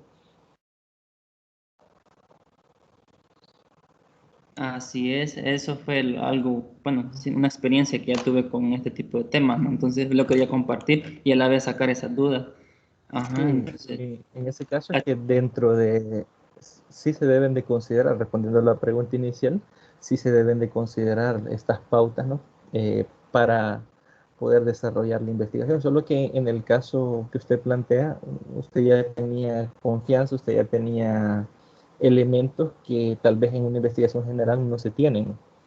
Entonces, según como lo hemos desarrollado nosotros en nuestros procesos educativos, por ejemplo, en las investigaciones que se desarrollaban en bachillerato, las primeras investigaciones que se realizan en la universidad. Por lo general, uno cuando llega a recolectar los datos, se presenta, saluda, explica qué es lo que andan haciendo, incluso dicen de dónde vienen. Nosotros somos estudiantes de la Universidad de El Salvador, de tal carrera, estamos cursando tal asignatura, y explican cuál es la intención, ¿no? Entonces, en ese caso, eso sería lo que es el conocimiento informado. En el caso suyo, que planteaba el conocimiento informado, estaba a través de lo que eran las indicaciones o la introducción previo a la actividad, según me comentó. y también el hecho de que pidió la autorización directamente a dirección, pero me imagino que a dirección usted sí le explicó en qué consistía la investigación, porque Sí, cabal, ellos sí. ajá, ajá, es que esa cuestión tiene bastante que ver, porque imaginémonos que en su caso era un tema académico, no por decirlo así, no le influía nada en nada a los padres el hecho de que no se le iban a vulnerar derechos al niño, no se le iba a tratar mal, siempre, o sea, no había ningún condicionante negativo, pues no había ningún riesgo en ese caso. Pero imaginémonos que fuese un tema controversial, un tema que, por ejemplo, religión. Aquí en nuestro país, esa cuestión de la religión en educación lo mencionan en política y eso es un tema súper controversial. El hecho de cuando se quería, por ejemplo, incluir lo que son lecturas de la Biblia previo al inicio de las clases. Hubo un tiempo que se discutió eso y eso fue un problema, ¿no? Porque unos tienen una postura que sí, otros que no, y así, ¿no? Entonces, si desarrolláramos una investigación en la que se generara esas controversias o fuera demasiado el riesgo, ahí sí se debe de tener conocimiento a los padres y también ellos deben de firmar, ¿no? Si participan o no en la investigación. Si nosotros tenemos que prever el hecho de posibles repercusiones que se tengan. En su caso, como era un tema de educación y por lo general la mayoría de temas que se eligen en estas asignaturas así son temas educativos, ¿no? En la mayoría de los casos. Entonces hay que tener en cuenta siempre esos principios. No quiere decir de que los van a cumplir a rajatabla, como se dice, ¿no? Que sí o sí tienen que buscar a todos los padres de familia y eh, pedirles el consentimiento, ¿no? Para la participación de los niños. Pero es una información que se les da para que ustedes tengan la fundamentación de cómo se debe hacer de forma correcta. Por si en un futuro, imaginémonos que ustedes sacan esta licenciatura, después sacan alguna especialización, una maestría en investigación y desarrollan recursos o patrocinadores y realizan alguna investigación más a profundidad. Entonces es bueno que conozcan todo el proceder para que puedan hacerlo de forma correcta. Igual siempre es bueno considerarlo, aunque no los estemos utilizando directamente. No sé si respondí a la pregunta o Sí, sí, está bien. bien. Como lo mencionamos acá, dice, las instituciones que realizan la investigación con seres humanos son responsables de la revisión ética de la investigación, es decir, de revisar si todos los procederes que se han realizado dentro de la investigación han sido bajo los tres principios que hablábamos al inicio, ¿no? Que es el respeto a, a las personas, la beneficencia y la justicia, ¿no? Entonces, todos esos principios hay que verificarlos y ver si se están cumpliendo. También la Organización Mundial de la Salud recomienda que las pautas operativas incluyan los 4 puntos siguientes que tenemos. Autoridad bajo la cual se establece el comité de ética, es decir, quién es el que decide, por ejemplo, si se está incumpliendo o no con los principios básicos en la investigación, ¿no? También como segundo punto, funciones que deben, funciones y deberes del comité de ética, es decir, qué van a hacer, qué pueden hacer y qué deben de hacer. Como tercer punto, requisitos de selección de los miembros a participar en el estudio, es decir, cómo se va a seleccionar quiénes van a participar dentro de la investigación. Y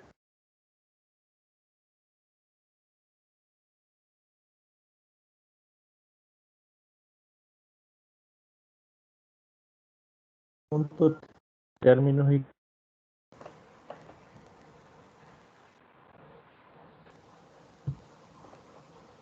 Hola, hola, ¿me escuchan? Claro, sí, sí se escucha. Bien, voy a Pero compartirles nuevamente. cortado. Sí, es que creo que tengo problemas de internet, porque ya van 2 veces que me va sacando de la sesión. Ahora vamos a ver lo que son los procedimientos del comité o los integrantes del comité de ética. Primero dice que los comités de ética son responsables de la revisión, la investigación con seres humanos y deben estar debidamente calificados para, primer punto, evaluar la investigación, que es lo que decíamos anteriormente, de decir si la investigación cumple con los 3 puntos de el respeto por las personas, la beneficencia o la no maleficencia y la justicia. Y también deben de verificar que se cumpla, que representar los intereses de la comunidad en que se hará la investigación. Por ejemplo, verificar que las personas que participan de determinada comunidad puedan recibir la información adecuada y ver si no hay incidencia, que tal vez el investigador ha forzado a la porque el comité es ajeno a la persona que está realizando la investigación. Entonces, la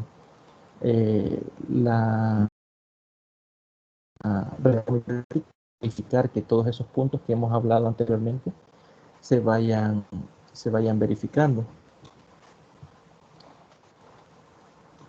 También tenemos lo que son las excepciones del consentimiento informado. La Ley General de la Sanidad de 1986 indica las siguientes excepciones, es decir, bajo cuáles argumentaciones podemos no utilizar lo que es el reglamento de ética, o dicho de otra forma, vulnerar lo que es el conocimiento informado.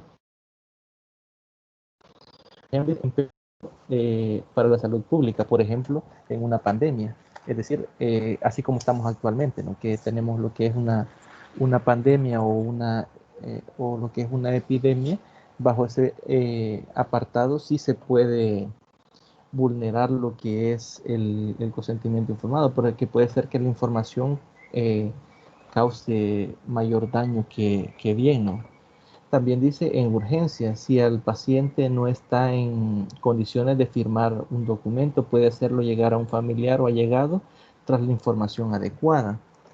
En este caso, va más que todo para el ámbito de la salud. Perdón, por ejemplo, actualmente con la enfermedad esta del COVID-19, si usted se pone grave, lo digo porque yo conozco, bueno, tengo un pariente cercano que enfermó de gravedad, gracias a Dios sí salió de la enfermedad, pero se curó. Pero él me comentaba a mí de que a él lo ingresaron con problemas ya bastante graves respiratorios, y o sea, él no podía dar el consentimiento para que lo entubaran o no.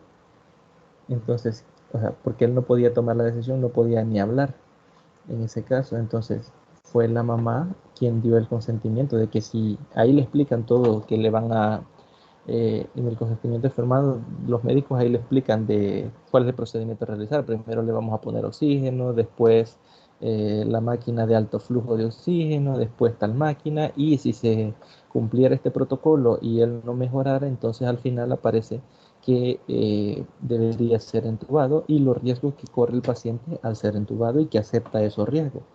Eso lo hacen firmar a todos los pacientes actualmente en nuestro país que se enferman de gravedad de COVID-19, eh, porque no se sabe en qué momento se vaya a necesitar realizar. Puede ser que en el momento que llegó solo tenía dificultades respiratorias y no podía hablar, pero puede ser que en el transcurso de la noche enferme de gravedad, y si no hay quien firme, entonces no se le va a poder realizar el procedimiento, por lo tanto va a peligrar la vida de esa persona. Entonces, por esa razón, en nuestro país actualmente se está haciendo eso, que desde el momento del ingreso se le está haciendo firmar al familiar lo que es el consentimiento, ¿no? Se le informa de qué es el procedimiento que se va a realizar, y deciden firmarlo pues para proteger al mismo paciente. También dicen por incompetencia. Se considera que un paciente es incapaz de tomar decisiones cuando no puede recibir y expresar información y hacer una elección de acuerdo con información. En este caso, imaginémonos que alguien sufre un accidente y necesita ser operado de urgencia y está inconsciente. En este caso, no es competente para tomar la decisión él de si lo operan o no lo operan, por el hecho de que no puede expresar su decisión. Entonces, ahí se puede realizar, si se considera necesaria la operación, sin tener el conocimiento informado, pero en el historial clínico del paciente ahí se le escribe por qué se realizó de esa forma, porque en realidad sí se necesitaría, pero en ese caso, a ser incompetente el paciente de tomar sus propias decisiones y ser urgente, entonces sí se puede evitar lo que es el consentimiento informado y realizar lo que es la praxis. Y como otro punto es el privilegio terapéutico. Determinadas informaciones pueden provocar pánico en un paciente que agrava la salud o haga peligrar el desarrollo de la prueba. En este caso, eh, hay pacientes de que tienen alguna, como les digo, esto va más enfocado al área de salud, pero también es aplicable a la investigación. Hay pacientes de que no quieren saber los síntomas de alguna enfermedad que tiene o no quieren saber cuál va a ser el progreso de esa enfermedad cuando puede causarles algún daño. Ya en este caso provocarles pánico o provocarles algún problema psicológico.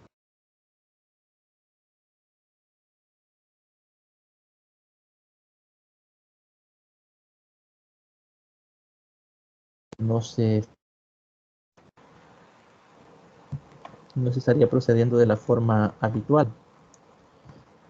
Y por último tenemos lo que es el rechazo explícito de toda información, que es lo que hablábamos cuando les ponía enfermedades de transmisión sexual, ¿no? En este caso, el paciente puede decidir qué es de la información, puede ser de los exámenes, por ejemplo, o si tiene o no X enfermedad. El paciente puede incluso desear no conocer determinados aspectos de su enfermedad, es decir, puede decidir si conocer una pequeña parte o desconocerlo todo. Claro, en este caso, si fuera una enfermedad que afecta a terceras personas, como lo vimos en el punto anterior, en este caso, si fuese así, que afecta a otras personas, sí tendría que decírselo y no se cumpliría el hecho de aceptar la decisión de no saber en ese apartado. Y por último tenemos lo que es el dilema ético al contribuir en la investigación o a la investigación.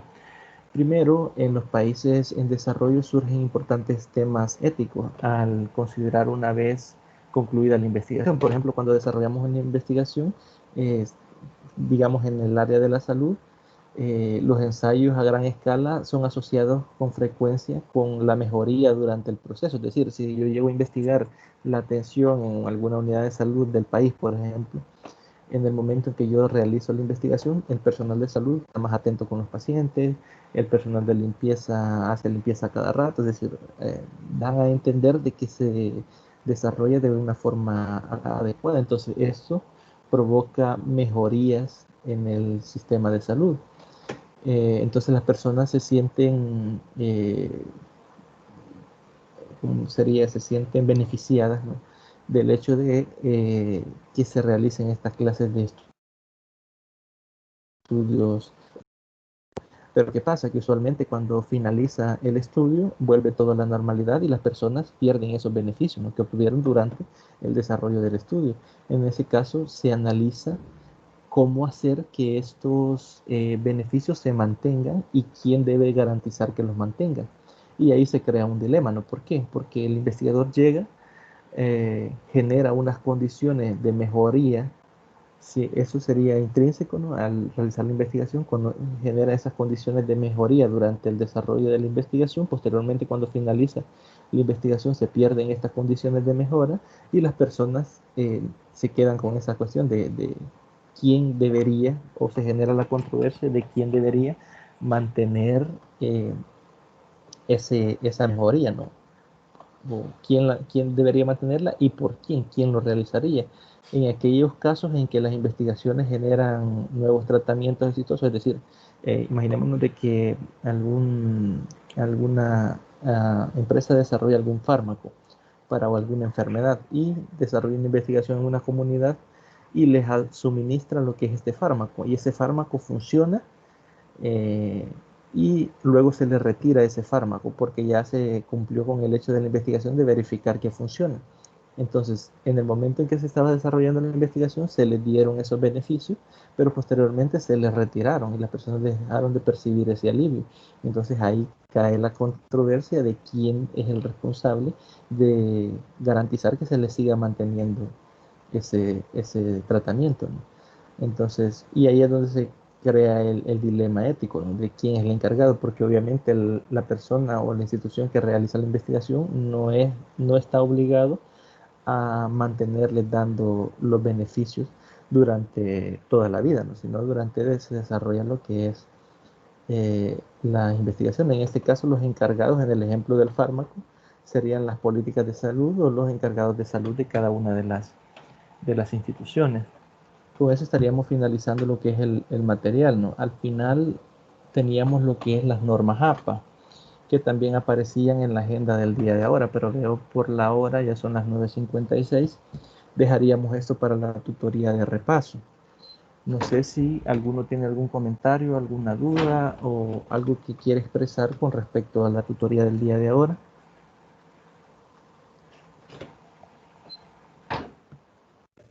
¿Alguna Pues duda? yo podría opinar. Dígame, sí, claro.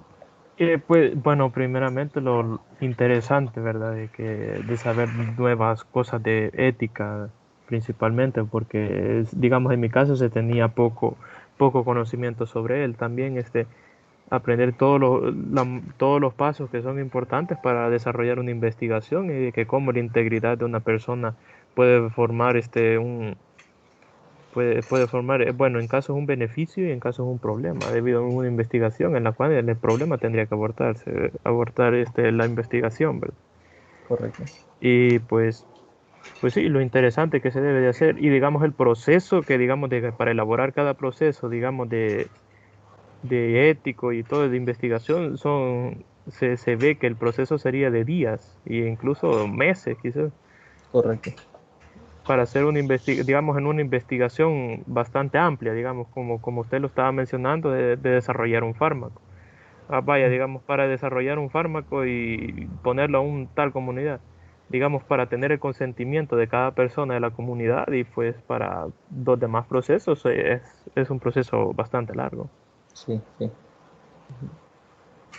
Muchas gracias por la participación. No sé si alguien más quiere agregar algo, comentar algo. Yo solo tengo una pregunta Dígame. con respecto al que hay que enviar el tema los integrantes del grupo. De, ¿Cuánto tiempo, hasta cuándo tenemos para hacerlo? no se ha dado fecha límite, pero por la fecha de entrega del primer avance, es bueno que ya vayan definiendo, tal vez no el tema, porque se les sugiere que si ya tiene el tema definido, pues lo incorporen, pero por lo menos enviar los nombres y los números del carnet de los integrantes de cada grupo. Eso que ya lo vayan teniendo para así pues, ir llevando el registro de lo que van a ir. El tema, si ya lo tienen, o sea, si ya lo decidieron como grupo, pues si ya lo pueden anexar ahí con Y su propuesta. Ajá.